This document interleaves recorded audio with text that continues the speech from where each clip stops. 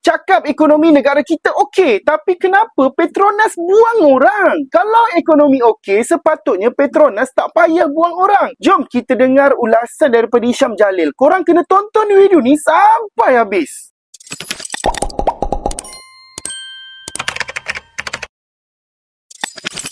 Semalam Petronas semua yang mereka akan buang 10% daripada tenaga kerja mereka atau 5,000 orang akan dibuang.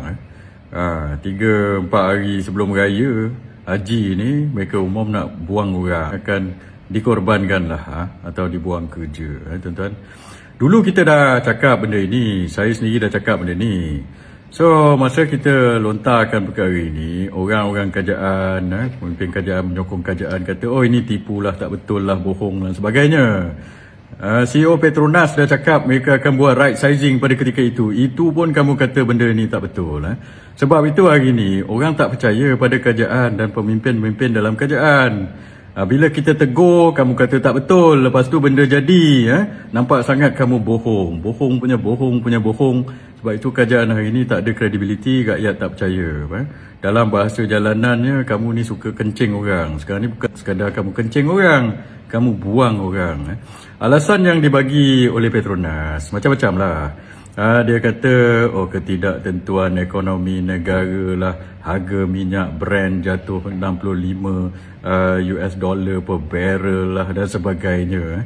Alasan-alasan macam ni daripada dulu pun keadaan ekonomi dunia ni mana pernahnya stabil, dia naik turun. Dan dulu saya ingat masa saya dalam kerajaan, saya di unit perancang ekonomi dulu. Dan saya jaga petroleum, gas dan elektrik. Pada ketika itu, minyak pernah jatuh sampai 38 US dollar per barrel. Tapi kita tak pernah buang orang macam ini. Kamu ini, minyak daripada kamu kata 75, 80, sekarang ini 65 US dollar per barrel. Kamu membuat alasan itu, buang 5,000 orang. Ini apa cerita ini? So, apa sebab sebenarnya? Kamu ceritalah betul-betul. Kejap kamu kata ekonomi bagus, ekonomi terbaik lah dan sebagainya, Menteri Kewangan terbaik. Tiba-tiba kamu buang orang. Kalau ekonomi bagus, kita tak buang orang. Ini tak kena, tak masuk akal ini. Macam mana ekonomi baik, kamu buang orang, kita buang orang kalau ekonomi tak bagus. So, kamu cakap betul-betul, ekonomi ini bagus ke tidak? Apa yang kamu buat sekarang? Nombor satu, kamu tarik subsidi. Tong gas lah apa, harga minyak naik, harga diesel naik, harga gas naik, harga barang pun akan melambung. Bukan sekadar itu, kamu naikkan cukai-cukai. Sekarang ini, kamu nak buang orang lagi. Ini apa benda punya dasar ini? Bila kita tanya, Perdana Menteri, Menteri Kewangan, Anwar Ibrahim pula cakap apa? Dia kena cari duit. Jadi saya baru dengar ucapan kamu, Anwar Ibrahim. Kamu cakap apa? Saya kena cari duit ini. So, kenapa nak kurangkan subsidi? Sebab ada orang kamu ini semua minta projek. Buat itulah, buat ini. So saya nak tanya. So kamu buang orang ni, tarik subsidi, habis harga barang semua naik. Pasal nak bagi projek ke, Anwar? Dan saya nak tanya, projek-projek ni semua siapa yang dapat? Dulu kamu cerita, tak nak nepotisme lah, tak nak kronisme lah, sebagainya. So, projek-projek ini, saya nak tanya, siapa yang dapat projek-projek ini? Dulu kamu cakap, tak nak direct nego projek lah apa. Sekarang, kamu bagi tahu saya, semua projek-projek ini, semua open tender ke, atau ada yang direct nego? Dan projek-projek yang selective tendering ini, berapa bilion kamu bagi selective tendering ini? Saya nak tanya. So, kamu nak bagi projek kepada siapa ke, kepada kroni ke, kepada apa ke sebagainya, kamu kena jawab. Dan pada masa yang sama, kamu kurangkan subsidi, naikkan harga barang, lepas tu sekarang kamu buang orang. Kita kerajaan lama, sebelum ini, yang kamu guling-guling kutuk dulu, macam-macam mana buruk pun kerajaan lama dulu, tak pernah buat macam ni, Anwar Ibrahim.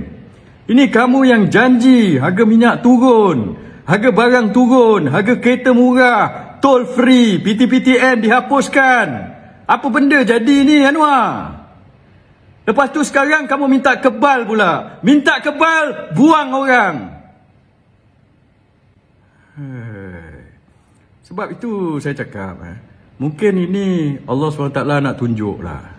Dulu kamu kencing banyak-banyak, kamu janji macam-macam. Lepas itu kamu buat ini. Mungkin ada hikmah ataupun ada sebab asbabnya Allah SWT bagi kamu jadi Perdana Menteri, sebab mungkin nak tunjuklah kepada orang semua apa sebenarnya kamu ini. Lepas ini tak tahulah, ini ujian kepada rakyat Malaysia. Tunjuk kamu ni jadi Perdana Menteri, apa yang sebenarnya kamu buat. Yang kamu ini cakap tak sebu bikin. Apa yang kamu cakap lain dengan apa yang kamu buat. Dan ini menjadi pengajaran kepada rakyat Malaysia.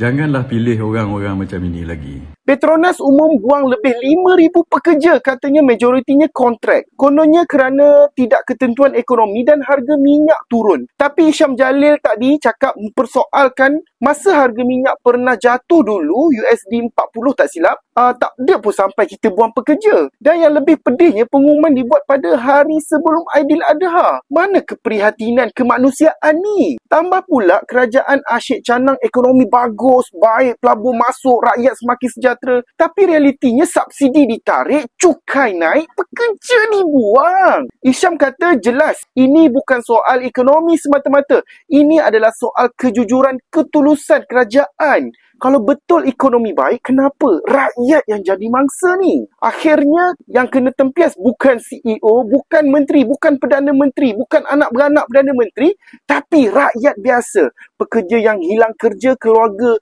yang hilang punca rezekinya. Jangan hanya pandai mengumumkan statistik yang indah semata-mata seolah-olahnya semuanya baik-baik di bawah kerajaan Madani.